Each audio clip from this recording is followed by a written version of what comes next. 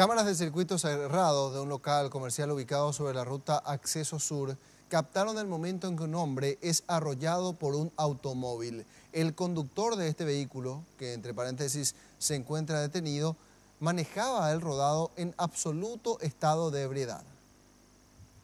Este es el momento exacto en el que el automóvil Toyota Allion pierde el control y termina embistiendo a Raúl Samaniego. El hombre perdió la vida instantáneamente.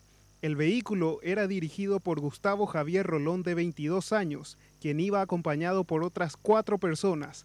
3 de ellas huyeron del lugar. Él se encontraba con varios acompañantes, del cual el que estaba con él, el copiloto, intentó huir y la policía pudo aprenderle y los demás sí huyeron. Eran 5 personas a bordo del vehículo. Quedaron detenidos el chofer Gustavo Rolón y su acompañante Walter Rojas. Ambos dieron positivo a la prueba del alcotest. La fiscala del caso pedirá prisión para el conductor.